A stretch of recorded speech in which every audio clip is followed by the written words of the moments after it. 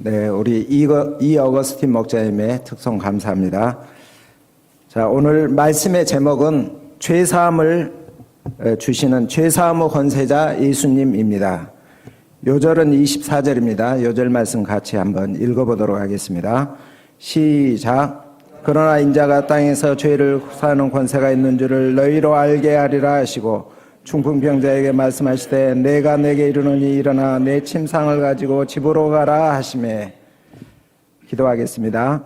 하나님 아버지, 저희는 죄로 말미암아 영죽을 자들이었습니다. 독생자를 내어주신 그 크신 사랑으로 우리에게 죄사함 주시고 생명 주심을 감사합니다. 이 시간 성령 하나님께서 준비된 말씀이 우리 심령에 역사하도록 도와주시기를 기도합니다. 예수님 이름으로 기도합니다. 아멘. 우리는 지난주 말씀에서 베드로가 예수님의 신적 능력과 위험 앞에서 무릎을 꿇고 나는 죄인으로소이다 고백하고 나를 떠나소서 이렇게 두려워서 요청을 합니다. 이때 예수님께서 두려워하지 말고 이제 후로는 사람을 취하리라 말씀하십니다. 이 말씀을 통해서 시몬의 죄가 용서되었고 용납되었음을 알려줍니다. 용서가 무엇입니까? 용서는 죄에 대한 대가를 요구하지 않는 것을 말합니다. 또 그 사람에게 보복하지 않겠다는 그런 의미입니다. 그리고 용납은 죄 지은 그 사람을 맞아주겠다는 그런 뜻입니다. 이어서 오늘 말씀은 저자 누가가 하나님의 아들이신 예수 그리스도께 죄를 사하는 권세와 능력이 있다는 것을 실제적 사건들을 통해서 증거하고 있습니다.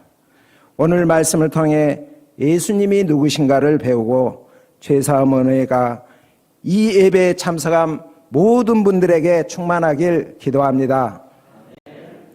12절을 보십시오. 12절을 다 같이 한번 읽어보도록 하겠습니다. 12절 시작. 예수께서 한 동네에 계실 때 온몸에 나병 들린 사람이 있어 예수를 보고 엎드려 구하여 이르되 주여 원하시면 나를 깨끗하게 하실 수 있나이다 하니, 예수님이 갈릴리 한 동네에 계실 때 한 나병 환자가 예수님께 나왔습니다. 나병은 오늘날 한센시 병이라고 불리는데 당시에는 불치의 병이었습니다. 나병에 걸리면 신경이 마비되고 관절과 신체의 모든 연골이 녹아내립니다. 초기에는 눈썹이 빠지고 나중에는 손가락, 발가락이 떨어져 나가는데요. 그럼에도 신경이 죽어서 통증을 느끼지 못합니다. 제가 어렸을 때만 해도 우리나라에도 그 나병 환자들이 많이 있었는데요. 앞집에 살던 아주머니가 나병에 걸려서 가족과 생이별하고 소록도로 갔다는 소문을 제가 들었습니다. 제가 대학 다닐 때 의대 교수님은 그 겨울에 뜨거운 아랫목에서 자다가 등에 화상을 입고서 치료받기 위해 병원에 왔다가 나병으로 이렇게 확진되는 경우가 많다고 합니다. 구약 성경에서는 하나님께 불순종한 백성들을 병으로 하나님께서 징계하시겠다고 하셨고, 특히 나병은 하나님의 징계의 수단으로 종종 사용되곤 하였습니다. 그 예로 미리암, 게하시, 우시아가 있습니다. 그래서 유대인들은 나병에 걸리는 것을 죄의 결과로 이렇게 이해하고 있습니다. 나병은 접촉성 전염병이며 혐오감을 주는 질병이었기 때문에 나병 환자를 격리시켜서 동네 밖으로 나가서 살도록 이렇게 하였습니다. 혹시 부지 중에 다른 사람이 나병 환자에게 접근해 오면은 윗입술을 가리고서 부정하다, 부정하다 소리치며 정상인의 접근을 막아야 했습니다. 그럴 의무가 그들에게 있었습니다. 그렇게 하지 않으면 사람들이 그를 돌로 쳐 죽여도 그 책임을 묻지 않았습니다. 만약에 나병 환자가 깨끗하게 되는 경우에는 희생제물을 바친 후에 사회로 복귀하여 정상인으로 살아갈 수가 있었습니다. 당시 라피들은 나병 환자가 치유받는 일이 죽은 자를 살리는 것보다 더 어렵다, 이렇게 여겼다고 합니다. 12절을 보면 누가는 이 사람을 어떻게 표현하죠? 온몸에 나병 들린 사람이라고 이렇게 기록하고 있습니다. 저는 치과 의사인데 이 사람들을 보면은 보지 않으려고 해도 치아가 먼저 이렇게 보입니다. 그래서 직업은 못 속이는구나 그런 생각을 하는데요. 의사인 누가는 온몸에 나병이 들렸다.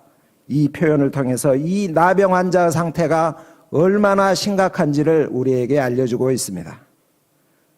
이 사람의 상태가 아주 절망적입니다. 죽음이 문턱에 와 있습니다. 그런데 이 나병 환자는 다른 나병 환자와 달랐어요.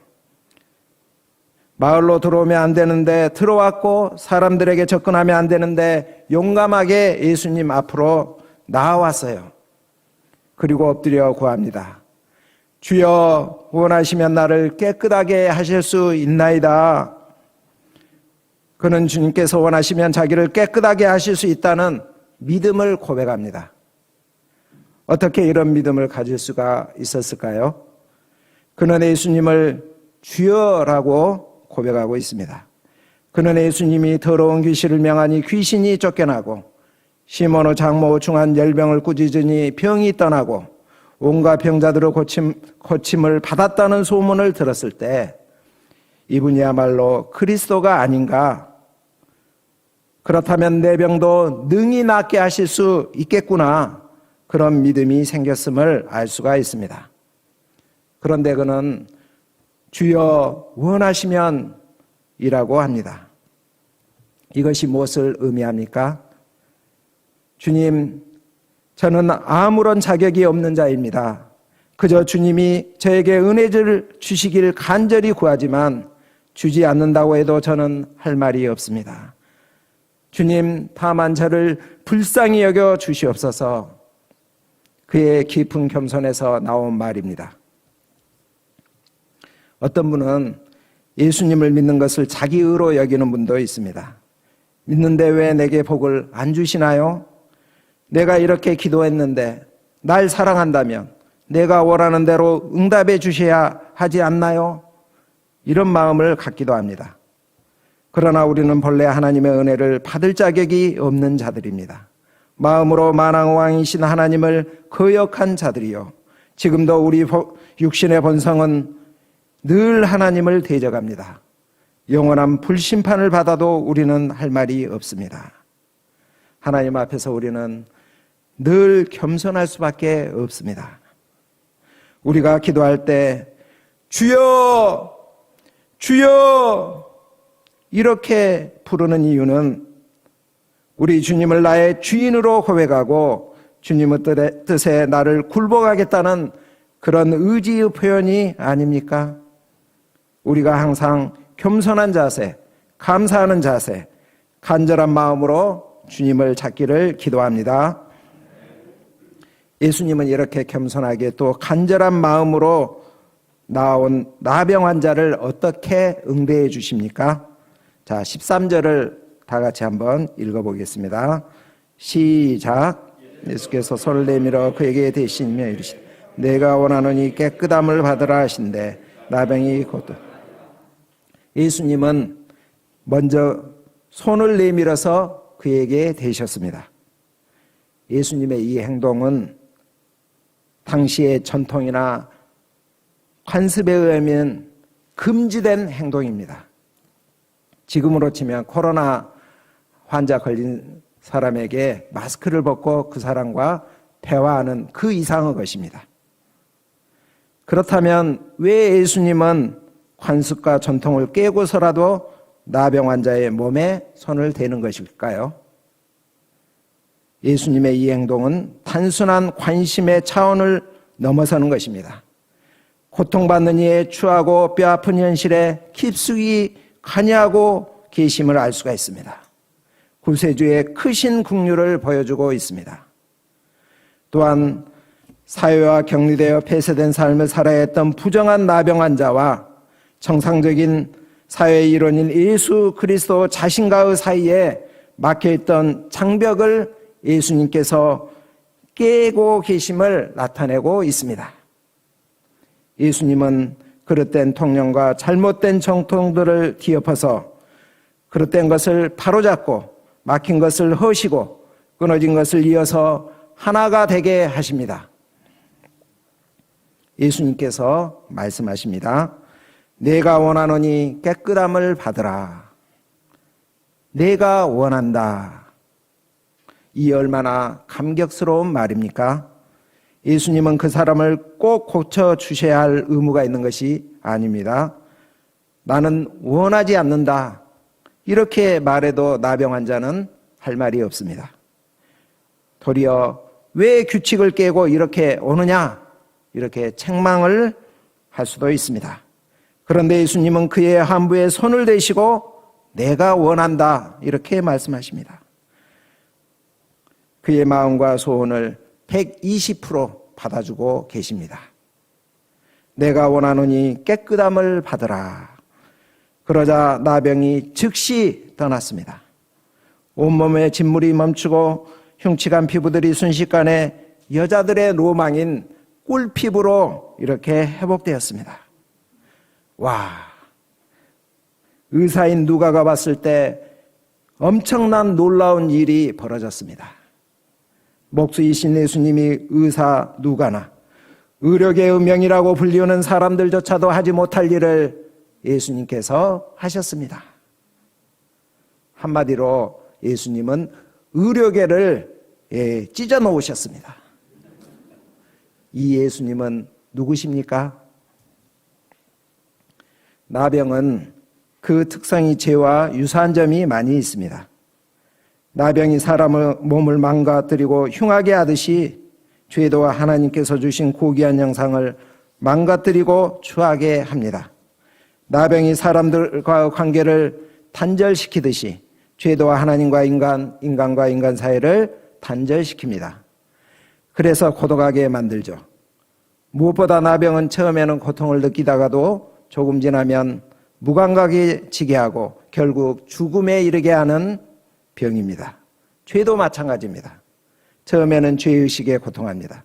그러다가 죄를 반복하여 짓다 보면 죄를 죄로 여기지 않고 무감각하게 됩니다. 더 중한 죄를 짓게 됩니다. 결국 영원한 사망에 이르게 됩니다. 그렇다면 어떻게 추하고 냄새나는 나병 같은 죄를 씻음받고 깨끗하게 될 수가 있습니까? 우리의 힘으로는 안 됩니다. 하나님과 인간 사이에 죄의담을 허무시고 우리의 연약함을 제어하시고 치료하시는 예수님 앞으로 나와야 합니다. 예수님께 은혜를 받아야 합니다. 예수님은 깨끗함을 받은 그에게 어떤 방향을 주십니까? 14절 아무에게도 이르지 말고 가서 제사장에게 내 몸을 보이고 또 내가 깨끗하게 됨으로 인하여 모세가 명한 대로 예물을 드려 그들에게 입증하라.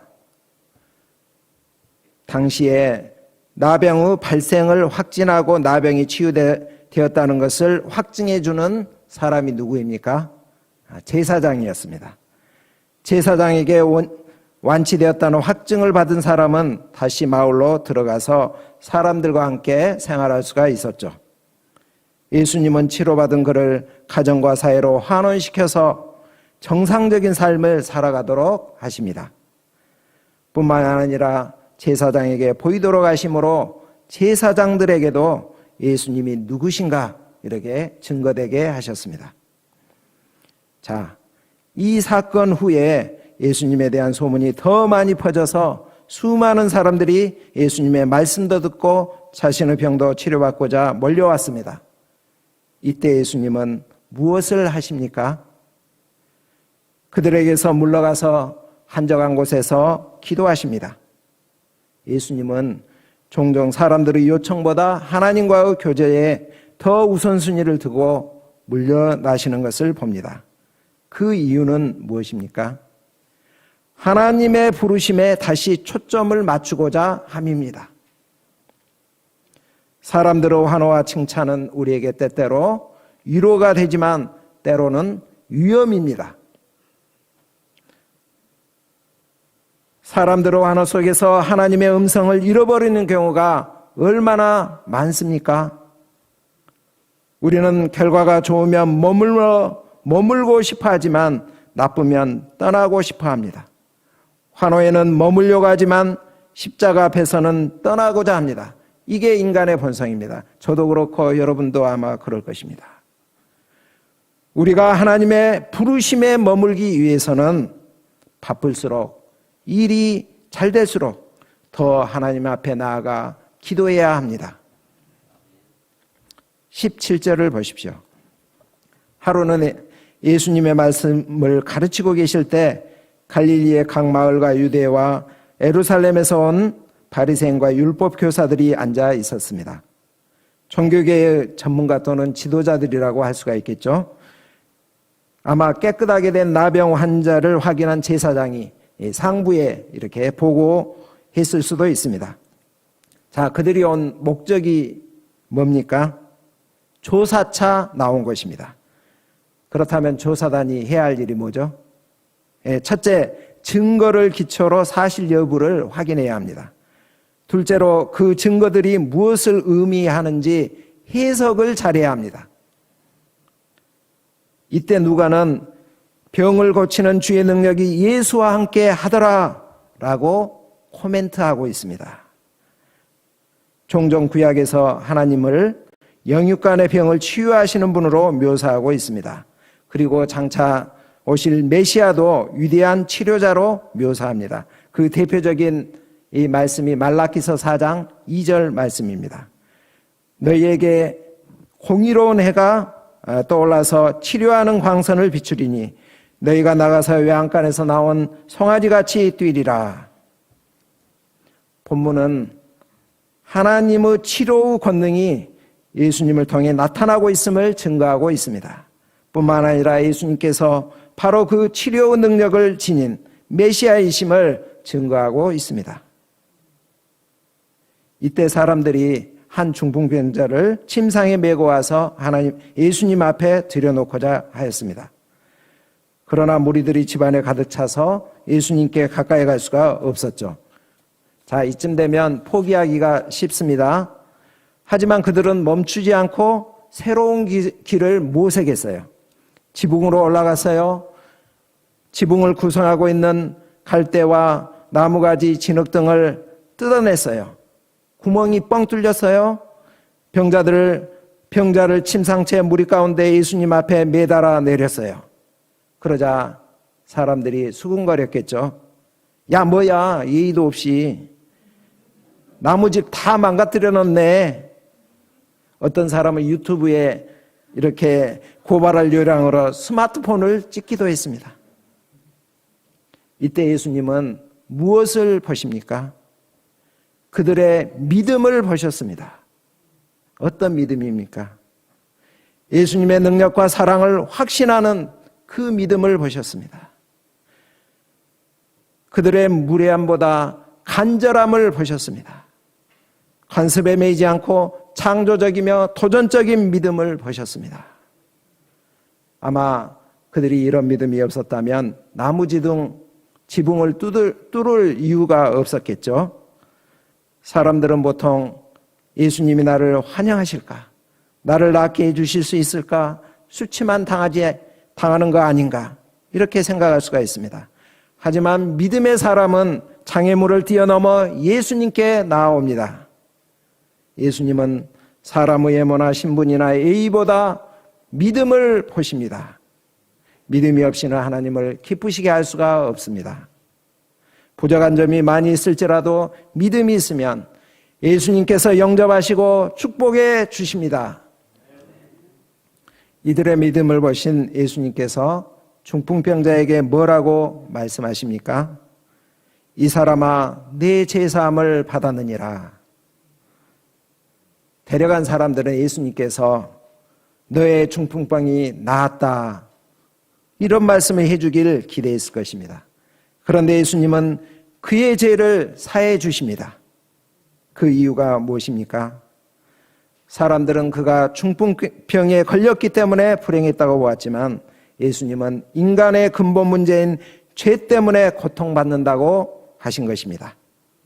예수님은 육체의 질병뿐만 아니라 죄로 망가진 우리의 영혼도 치료하기를 원하십니다. 이를 통해 예수님께서 우리에게 베푸시는 구원이 부분적인 구원이 아니라 전인적 구원임을 알려주십니다. 예수님의 치유는 전체적이며 완전한 것입니다. 예수님의 제사함의 선포를 들은 서기관과 바리새인들이 무슨 생각을 했나요? 우리 21절을 우리 서마가 목사님이 바리새인처럼 한번 읽어주시면 감사하겠습니다. 서기관과 바리새인의 중의에서 한번 읽어보겠습니다.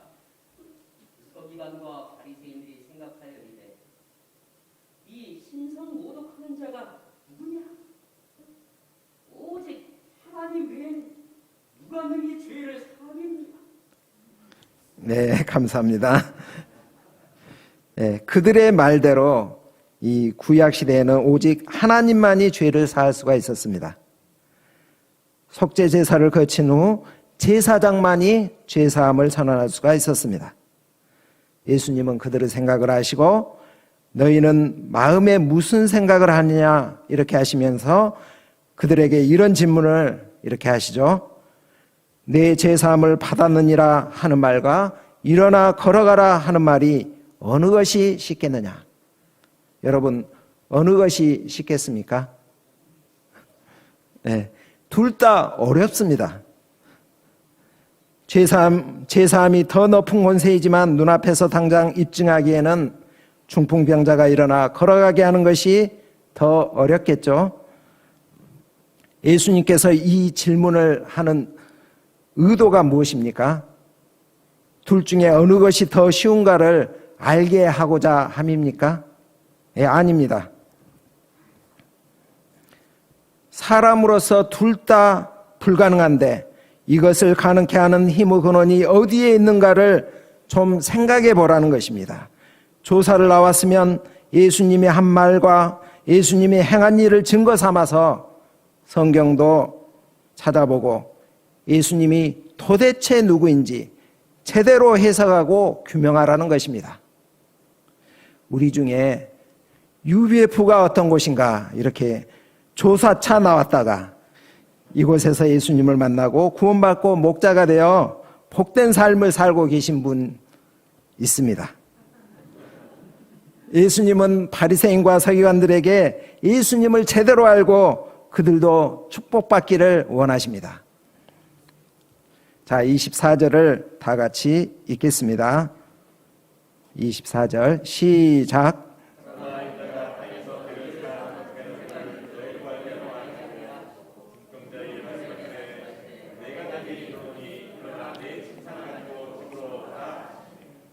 예수님은 자신을 뭐라고 표현하시죠? 인자라고 합니다. 인자란 말은 복음서에 90여개가 나오는데 그 중에서 누가복음에 26개가 나올 정도로 인자란 말은 누가복음의 핵심 사상입니다. 인자란 말에는 이 세 가지 의미가 담겨져 있습니다. 첫째, 인자는 예수님의 성육신을 의미합니다. 중풍병자의 친구들이 주붕을 뚫어서 위에서 중풍병자를 달아내림으로 믿음의 길을 열었다면 하늘에 계셨던 성자 하나님이신 예수님이 하늘을 뚫고 이 땅에 인간의 몸을 입고 내려오셨습니다. 예수님은 니고데모에게 이렇게 말씀하셨죠. 하늘에서 내려온 자 곧 인자 외에는 하늘에 올라간 자가 없느니라. 누가복음에 나오는 예수님의 족보는 그 하늘 아버지에게로 이어집니다. 또 누가복음 마무리는 예수님의 승천으로 끝납니다. 둘째로 인자는 예수님이 메시아 되심을 의미합니다. 누가복음 전체 요절이 어느 말씀이죠? 누가복음 19장 10절이죠. 인자에 온 것은 잃어버린 자를 찾아 구원하려 함이니라.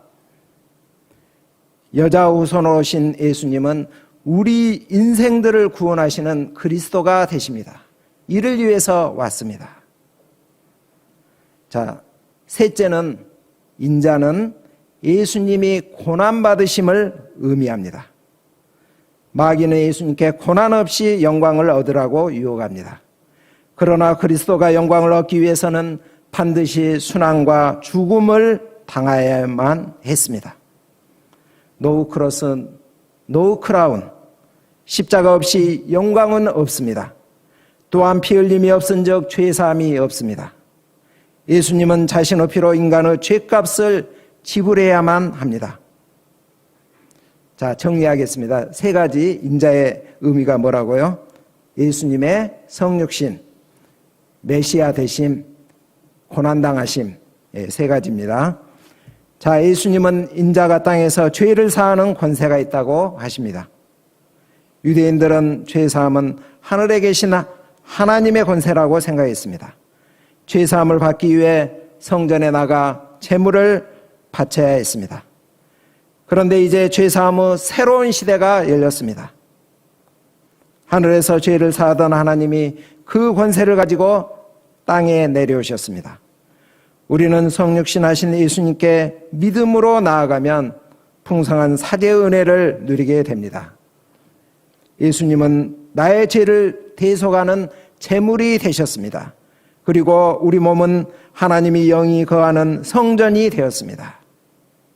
이제 우리는 언제 어디서나 예수님의 보혈을 힘입어서 우리 죄를 자백하면 죄사함을 받게 됩니다.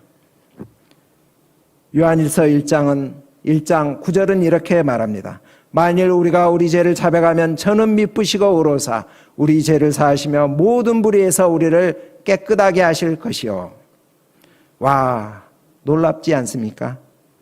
신실하고 의로우신 하나님께서 우리가 우리 죄를 자백하면 우리 죄를 용서하실 뿐만 아니라 우리가 알게 모르게 지은 모든 죄도 다 용서해 주시고 모든 불의에서 우리를 완전하게 깨끗하게 하십니다.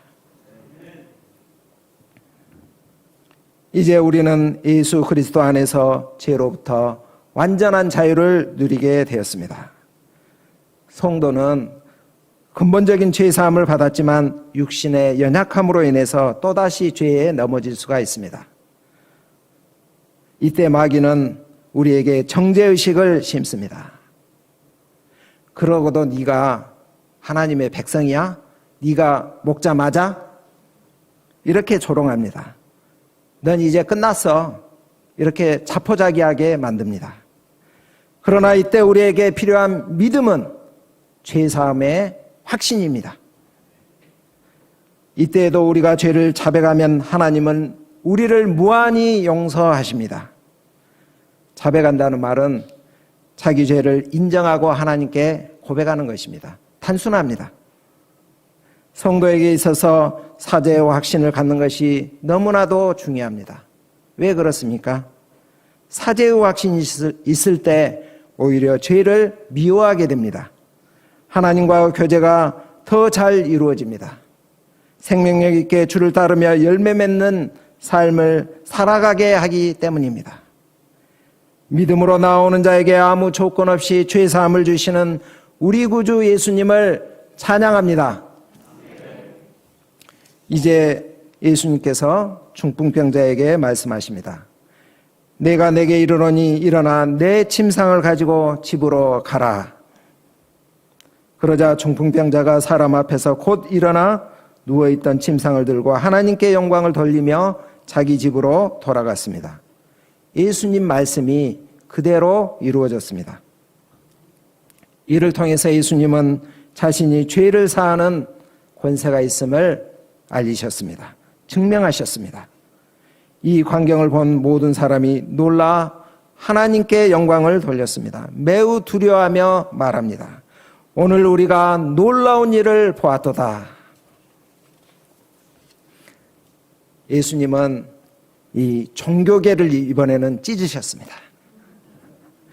이를 통해서 바리새인과 서기관들은 무엇을 알아야 했습니까? 예수님이 죄사함을 주시는 하나님이시구나. 바로 성경에 약속된 메시아구나. 그리고 베드로처럼 무릎을 꿇고 주여 나는 죄인으로서이다. 나를 떠나소서 이렇게 고백했어야 하지 않았겠나요? 최소한 우리가 무엇을 하리까? 이렇게라도 물어야 마땅했습니다. 누가복음 19장에 보면은 그 그 옥에 갇혀있던 세례요한이 사람을 예수님께 보내서 오실 그이가 당신이 오니까 우리가 다른 일을 기다리오리까 이렇게 물어봅니다. 세례요한은 제사장 가문 출신이기 때문에 어떻게 보면 여기 나오는 이 바리새인과 서기관들과 같은 종교계 지도자라고 할 수가 있습니다. 그때 예수님께서 뭐라고 하시죠? 너희가 가서 보고 들은 것을 요한에게 알리되 맹인이 보며 못 걷는 사람이 걸으며 나병 환자가 깨끗함을 받으며 귀먹은 사람이 들으며 죽은 자가 살아나며 가난한 자에게 복음이 전파된다 하라. 이렇게 말씀하십니다. 이 말을 전해 들은 세례요한은 아마도 예수님이 그 약속된 메시아이심을 확신하고 감격해 했을 것입니다. 자, 예수님이 행하신 일들이 예수님이 누구신지를 알려줍니다. 그러나 종교 지도자들은 예수님이 하신 일로 인해 놀라기는 했지만 예수님을 영접하지는 않았습니다. 오히려 예수님을 대적하고 죽이고자 했습니다.